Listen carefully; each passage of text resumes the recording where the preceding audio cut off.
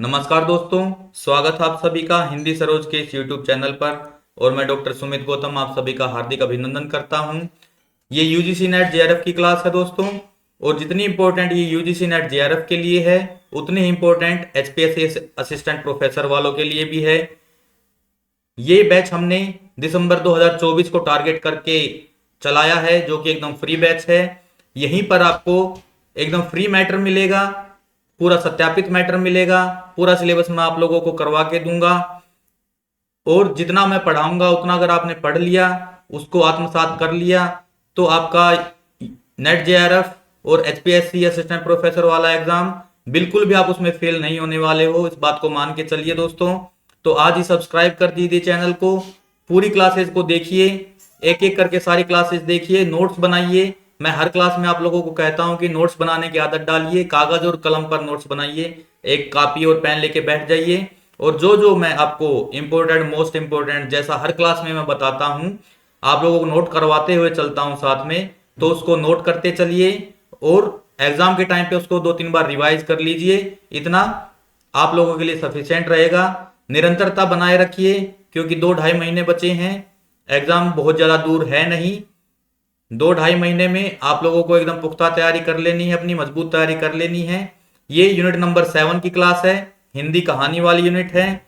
और इसमें हम 12 कहानियां कर चुके हैं। आज ये सिक्का बदल गया कहानी, इसका जिक्र मैंने लास्ट जो कहानी वाली क्लास की थी हमने अमृतसर आ गया है, उसमें भी किया था। इसीलिए मैंने सोचा कि सबसे पहले यही कहानी मैं करवा देता हूं आपको, क्योंकि इसके बारे में हल्की सी हिंट मैंने आप लोगों को पिछली क्लास में भी दे दी थी। और आज हम सिक्का बदल गया को पूरी अच्छी तरह पढ़ने वाले हैं। इससे आने वाले सारे क्वेश्चंस भी हम करेंगे। एकदम संपूर्ण विश्लेषण आप लोगों को इस कहानी का यहीं पर मिलेगा। तो बने रहिए मेरे साथ में। और अगर इतना आप लोग पढ़ लेते हैं जितना मैं पढ़ा रहा हूं इस क्लास में, तो इस टॉपिक से बाहर एक भी प्रश्न नहीं आने वाला है दोस्तों। तो आइए शुरू करते हैं आज की क्लास। क्लास शुरू करने से पहले आप लोगों को बताता चलूं कि पता नहीं ये क्लास अपलोड हो भी पाएगी या नहीं हो पाएगी, क्योंकि वाईफाई जल चुका है। और वो पता नहीं 2 दिन बाद आएगा, 3 दिन बाद आएगा, कितना टाइम लगेगा कुछ नहीं पता है। लेकिन फिर भी मैं क्लास रिकॉर्ड कर रहा हूं और कोशिश करूंगा इसको आज रात ही मैं इसको अपलोड कर दूं। अच्छे की ही आशा कर रहे हैं। तो दोस्तों ये जानकारी मैं आप लोगों को दे दूं कि आप YouTube पर सर्च करेंगे हिंदी सरोज ऑनलाइन। YouTube पर आप जब सर्च करेंगे हिंदी सरोज ऑनलाइन, तो आप लोगों के सामने चैनल का इंटरफेस खुल जाएगा। उसको जैसे ही क्लिक करेंगे आप, तो उसमें प्लेलिस्ट करके लिखा आएगा। कई सारे ऑप्शन आएंगे, उसमें प्लेलिस्ट का ऑप्शन भी आएगा। उस प्लेलिस्ट में जब आप क्लिक करेंगे, तो वहां पर 2 प्लेलिस्ट खुल जाएंगी। एक यूनिट 2 की प्लेलिस्ट है जिसका इंटरफेस कुछ इस प्रकार से दिखाई देगा, और एक यूनिट नंबर 7 की हिंदी कहानी वाली प्लेलिस्ट बनाई हुई है।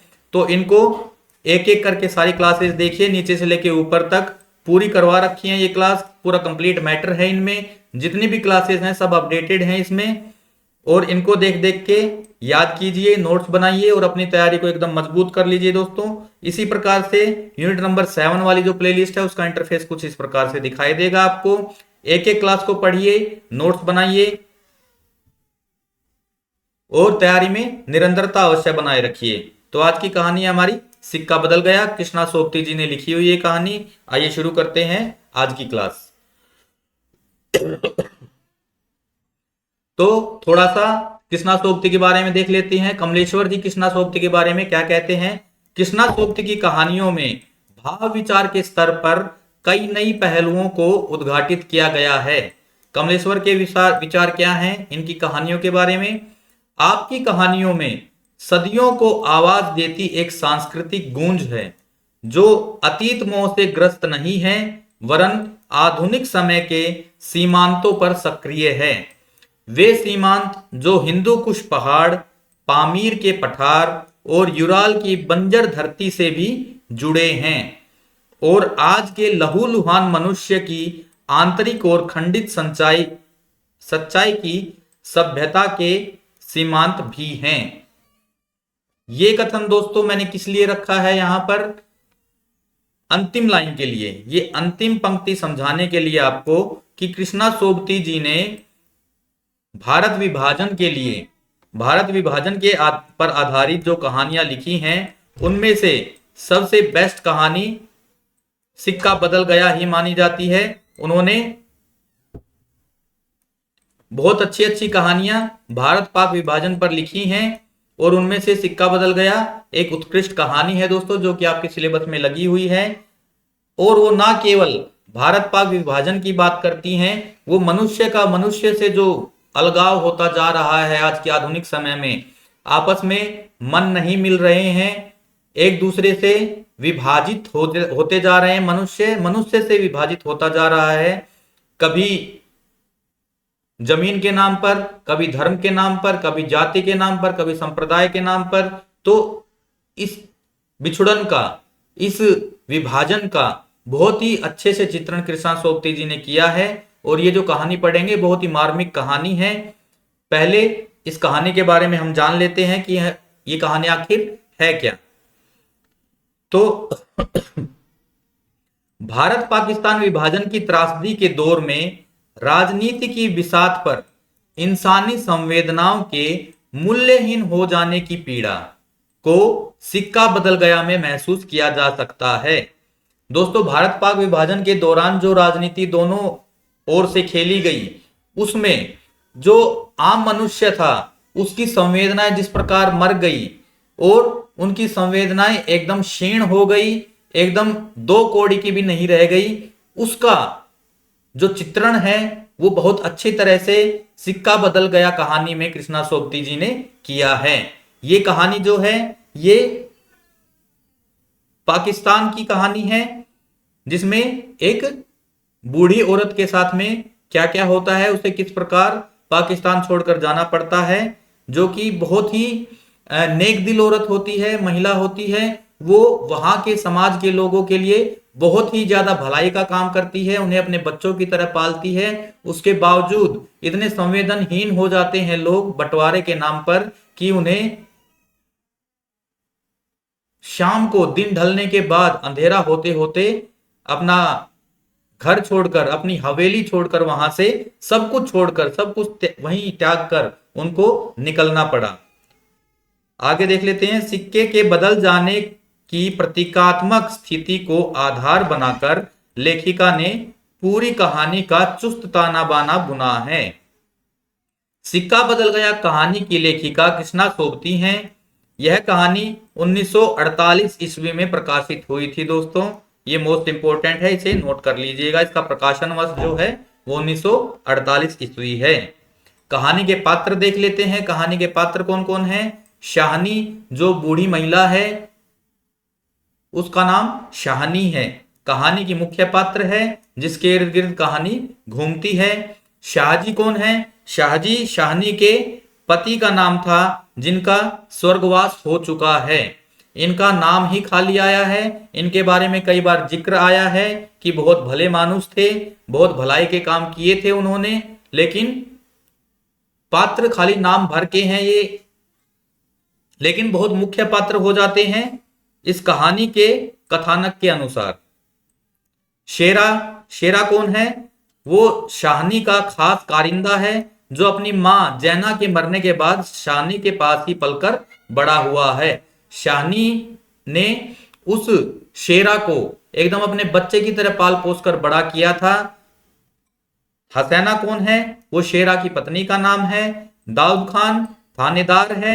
शाहनी ने इसकी मंगेतर की मुंह दिखाई में सोने के कनफूल दिए थे। कनफूल पूछा जा सकता है क्या होता है। ये इयररिंग्स को बोलते हैं जो कानों में महिलाएं पहनती हैं। और गौण पात्र इसमें कौन कौन है। बेगू पटवारी, इस्माइल मसीद के मुल्ला, जैलदार, रसूली, नवाब बीबी तथा अन्य पात्र।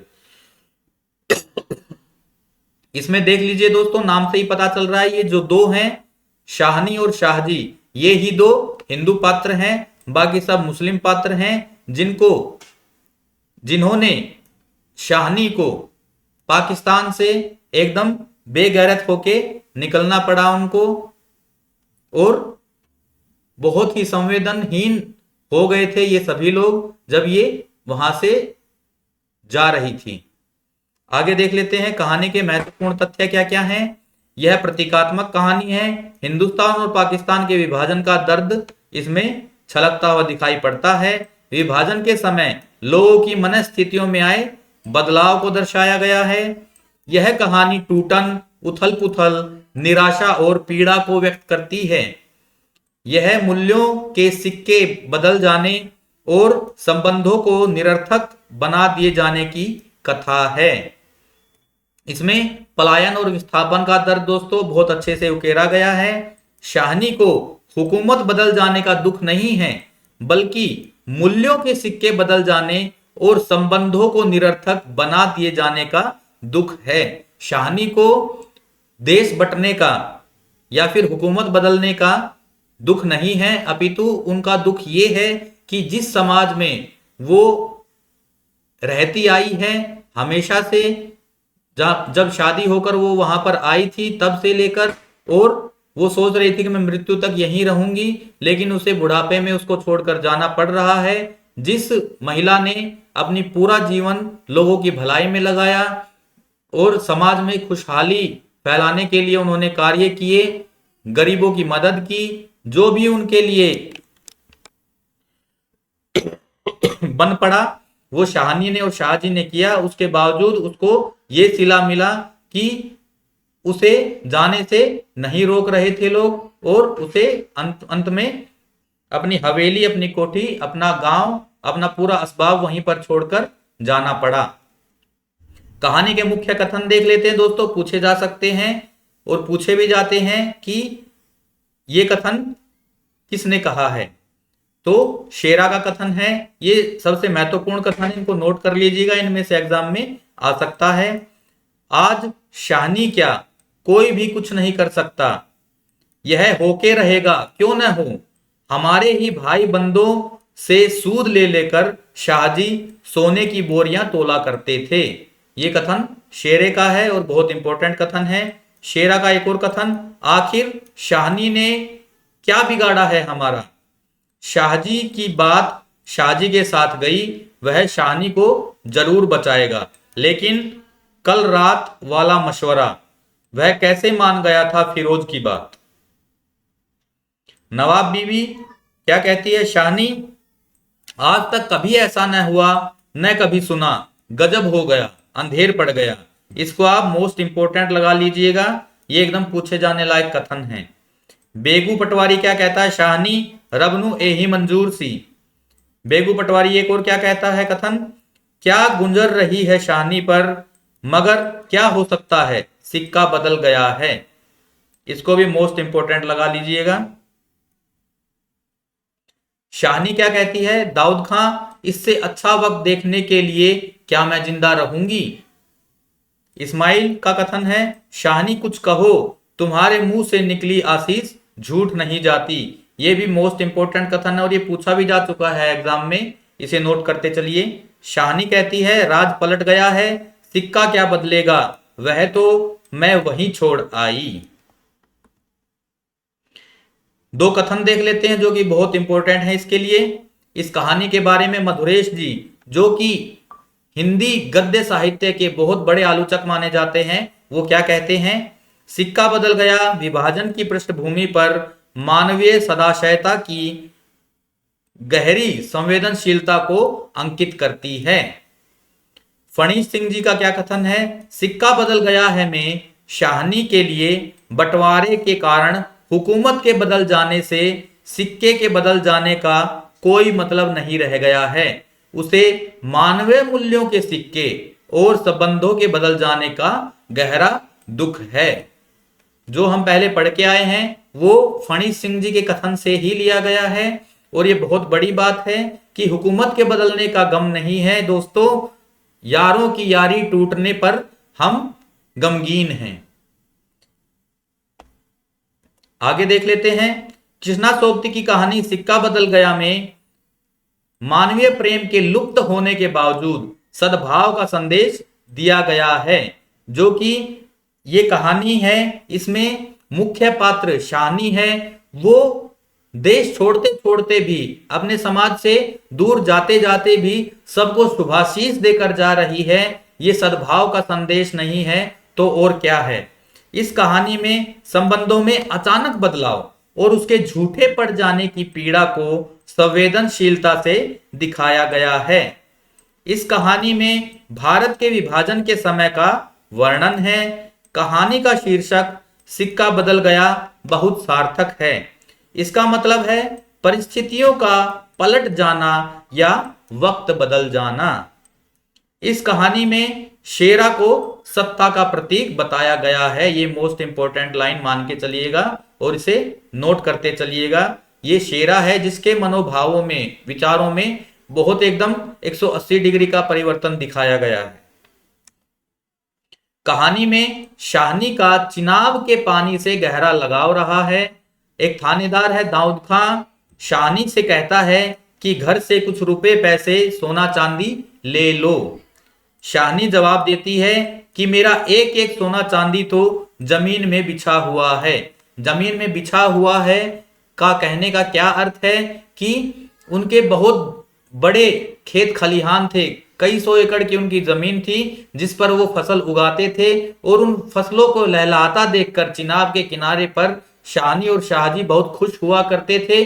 उसी फसल को वो अपना सोना चांदी समझते हैं। इसीलिए शाहनी कहती है कि मेरा एक एक सोना चांदी तो जमीन में बिछा हुआ है। इस्माइल ने शाहनी से कहा था, क्या कहा था?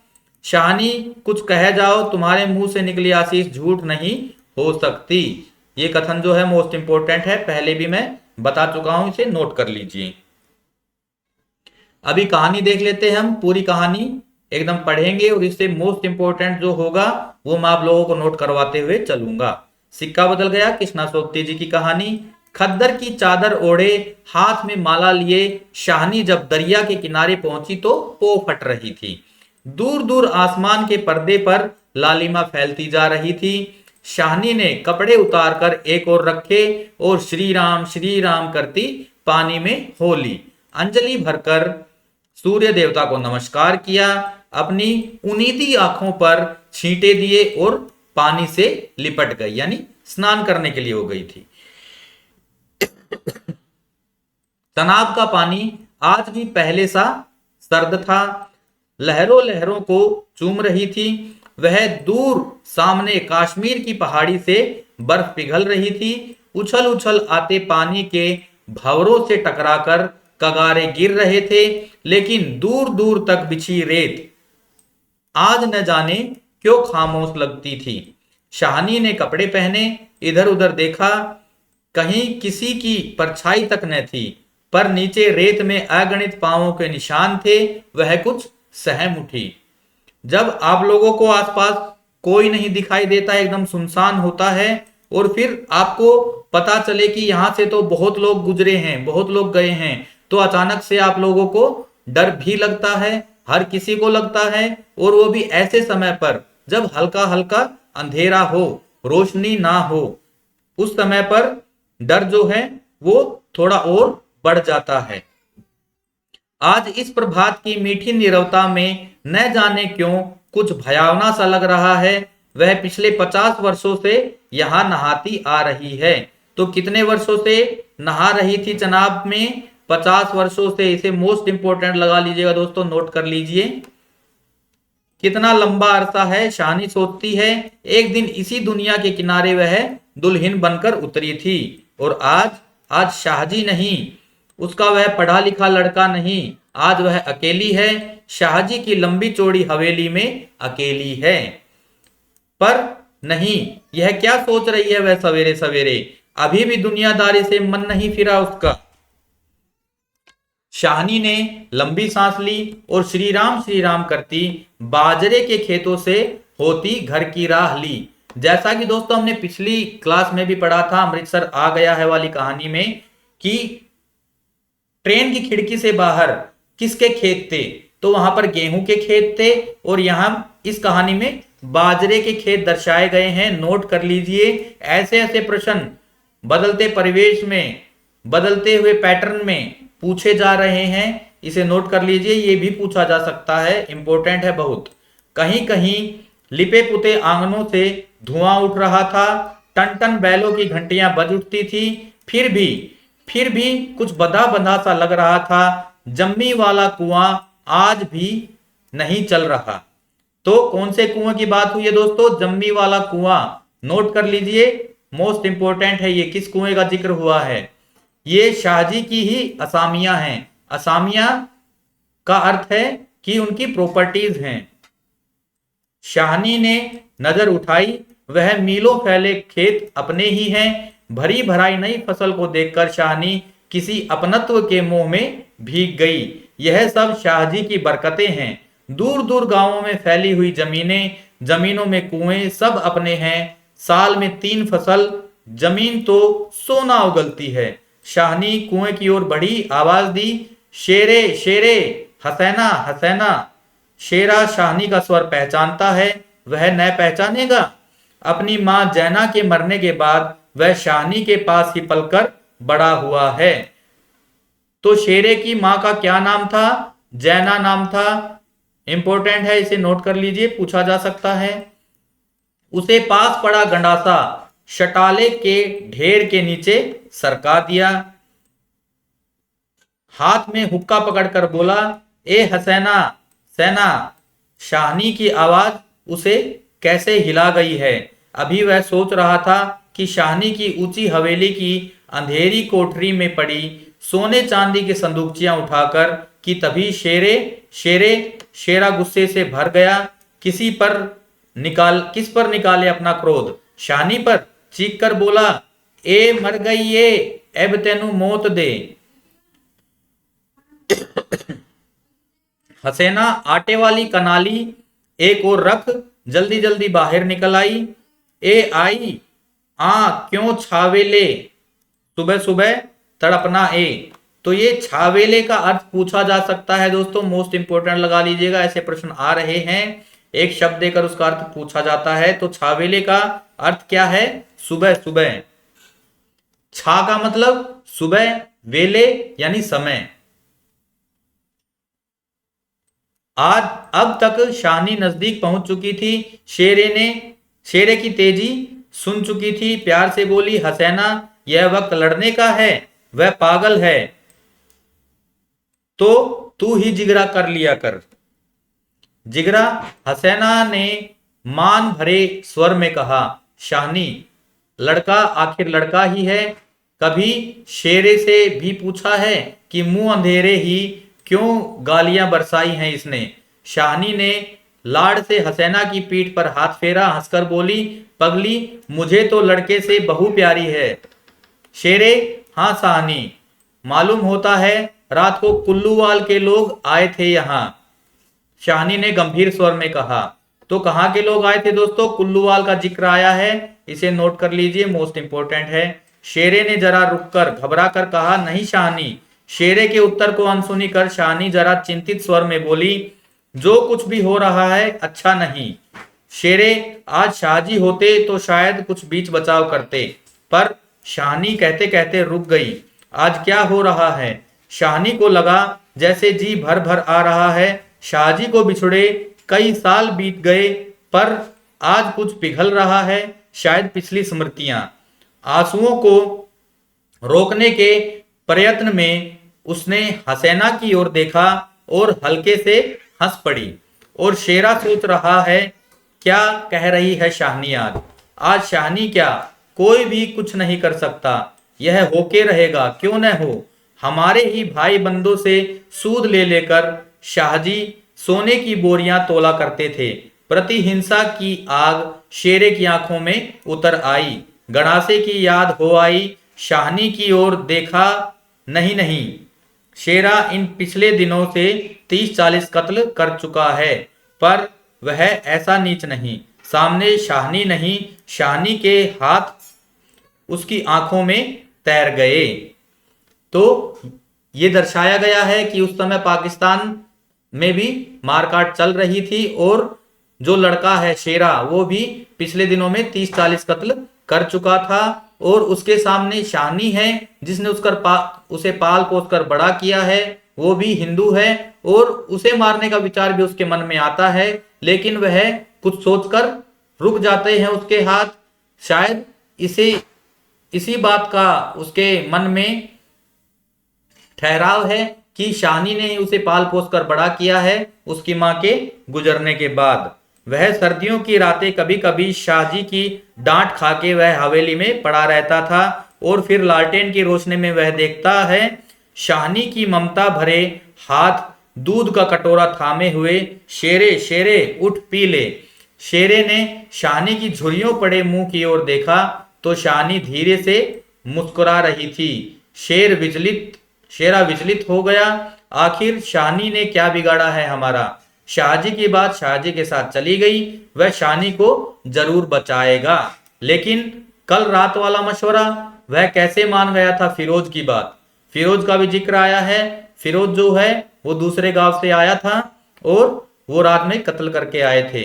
सब कुछ ठीक हो जाएगा, सामान बांट लिया जाएगा।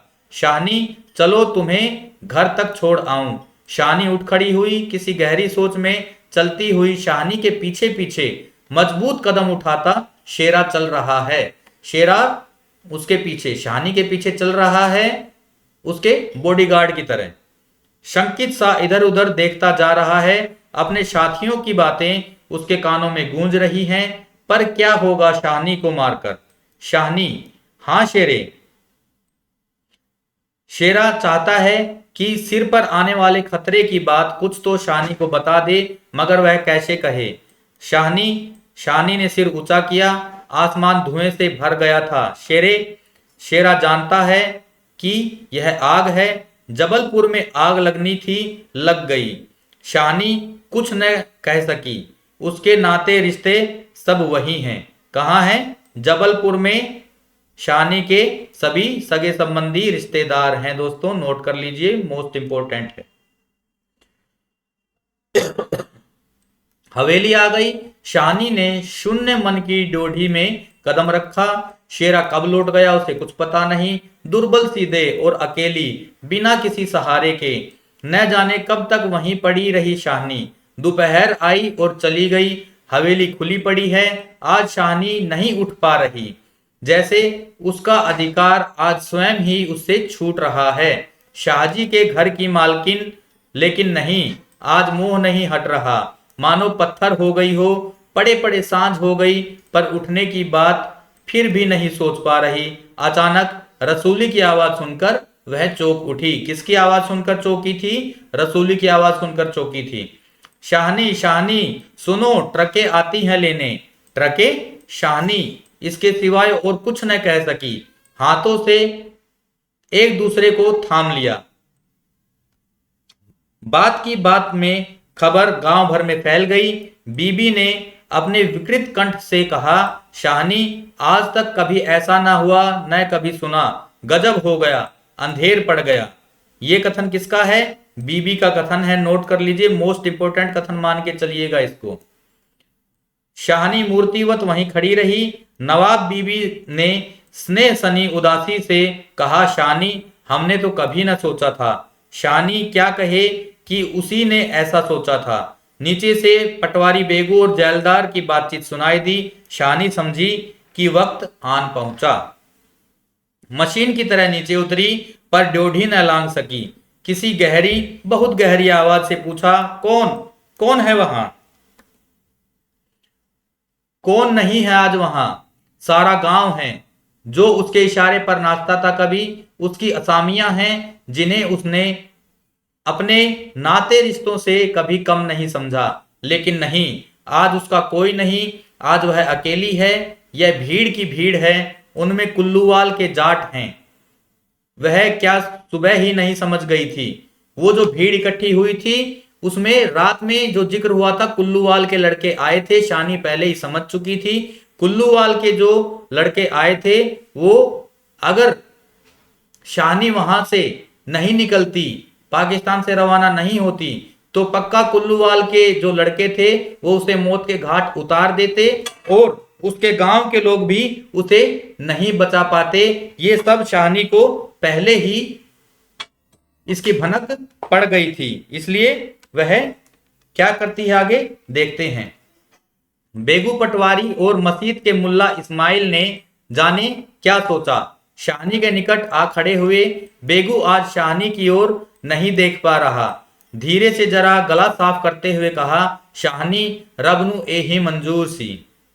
शाहनी के कदम डोल गए, चक्कर आया और दीवार के साथ लग गई। इसी दिन के लिए छोड़ गए थे शाहजी उसे। बेजान सी शाहनी की ओर देखकर बेगू सोच रहा था, क्या गुजर रही है शाहनी पर, मगर क्या हो सकता है, सिक्का बदल गया है। ये यहां से लेकर क्या गुजर गया से लेकर सिक्का बदल गया है, मोस्ट इंपोर्टेंट कथन है। शाहनी का घर से निकलना छोटी सी बात नहीं, गांव का गांव खड़ा है।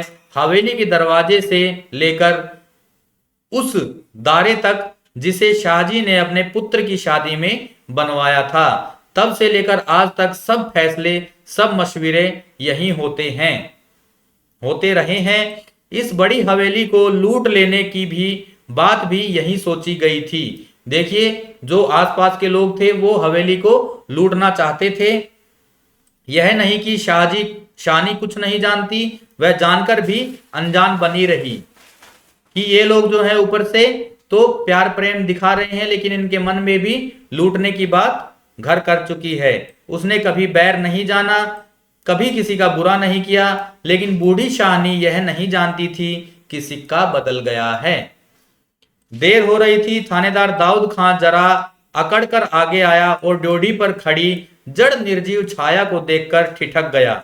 वही शाहनी है जिसके शाहजी ने उसके लिए दरिया के किनारे खेमे लगवा दिए थे, और यह तो वही शाहनी है जिसने उसके मंगेतर को सोने के कनफूल दिए थे मुंह दिखाई में। अभी उसी दिन जब वह लीग के सिलसिले में आया था तो उसने उदंडता से कहा था, शाहनी भागोवाल मसीत बनेगी, 300 रुपया देना पड़ेगा। शाहनी ने उसे अपने सरल भाव से 300 रुपये दे दिए थे। तो शाहनी जो है वो इतनी सरल स्वभाव की थी, इतनी घुली मिली हुई थी पूरी मुस्लिम संस्कृति में कि मस्जिद बनाने के लिए अकड़ कर जब दाऊद खान ने उनसे 300 रुपये मांगे तो भी एकदम सरल स्वभाव से 300 रुपये उसने दाऊद खान को मस्जिद निर्माण के लिए दे दिए थे। मोस्ट इंपोर्टेंट है कितने रुपए दिए थे और किस लिए दिए थे, नोट कर लीजिए।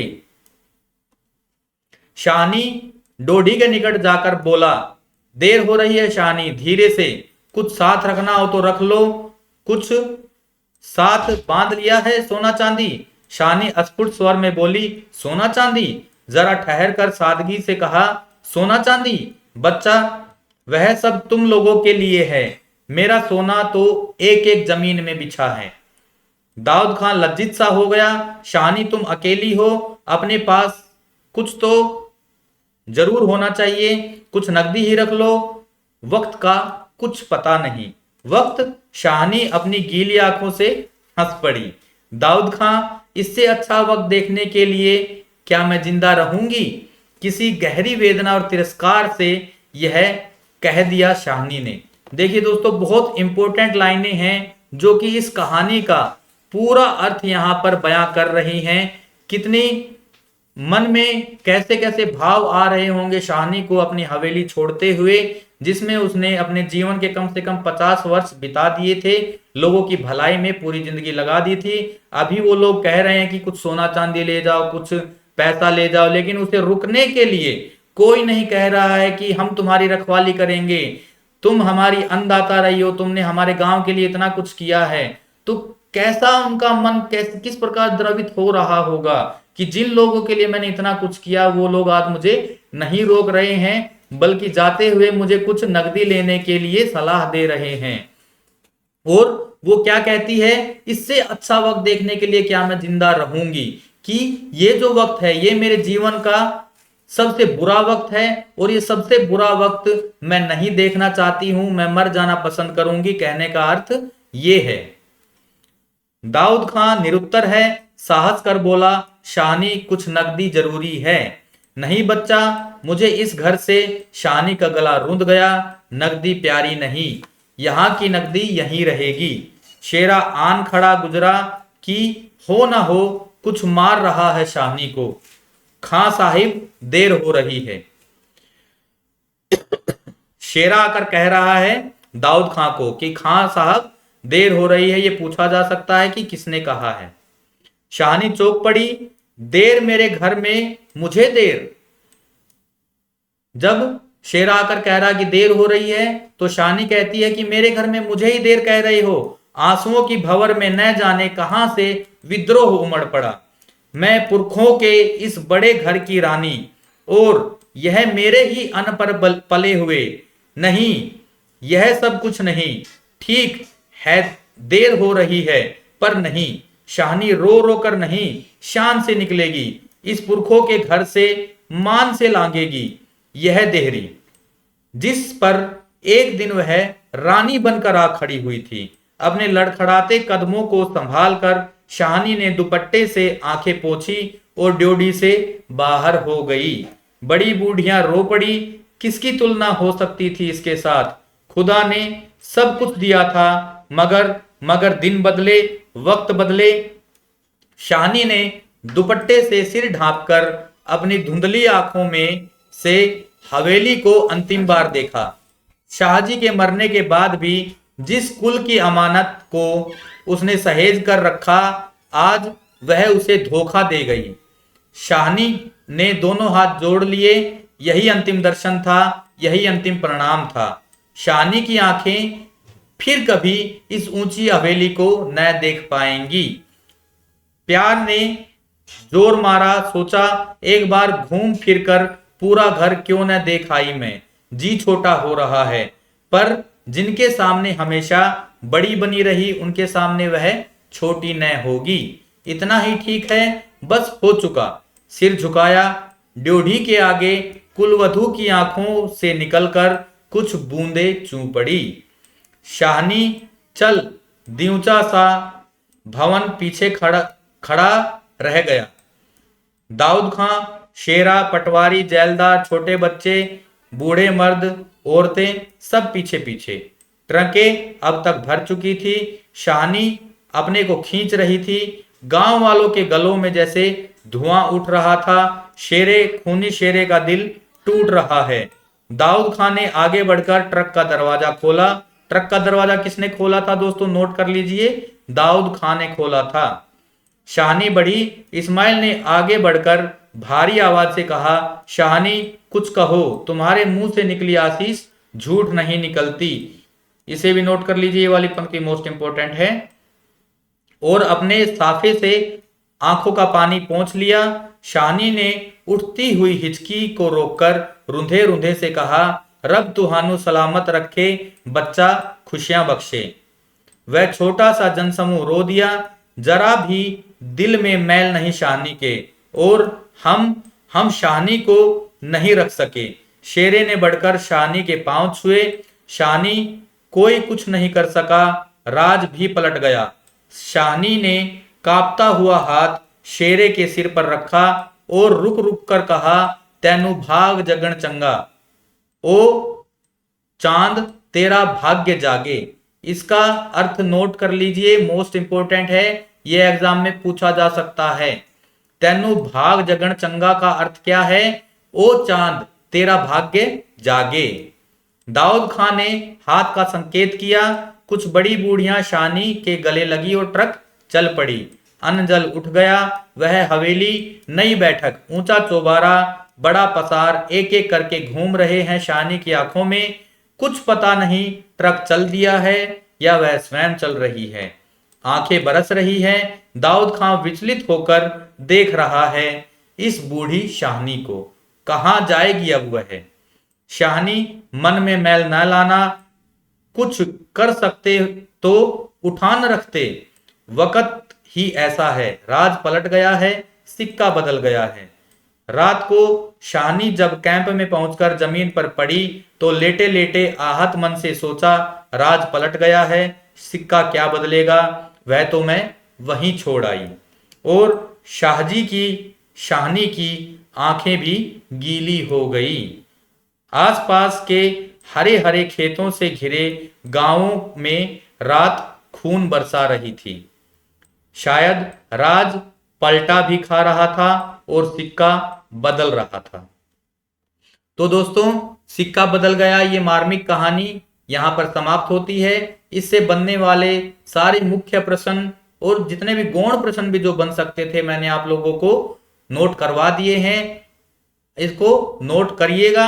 अगर छूट गया है तो इसको वीडियो को पॉज करते करते और आप नोट करते हुए चलिए और अपनी तैयारी को एकदम मजबूत बनाए रखिए। बने रहिए हमारे साथ में। मिलते हैं हम अगली क्लास में, जो कि रीतिकाल की होने वाली है। अगर वाईफाई ठीक हो गया तो रीति क्लास की क्लास पक्का हो जाएगी कल, नहीं तो फिर कहानी वाली ही क्लास हम कल देखेंगे। तो दोस्तों बने रहिए मेरे साथ में, देखते रहिए। सारी अपडेट्स पाने के लिए चैनल को सब्सक्राइब अवश्य कर दीजिए दोस्तों। आपका सब्सक्रिप्शन, आपके लाइक्स, आपके कमेंट ही हमें प्रेरणा देते हैं और हमें और अच्छा मैटर देने के लिए प्रेरित करते रहते हैं। तो दोस्तों सब्सक्राइब अवश्य कर दीजिएगा चैनल को। मिलते हैं अगली क्लास में, तब तक के लिए जय हिंद, जय भारत।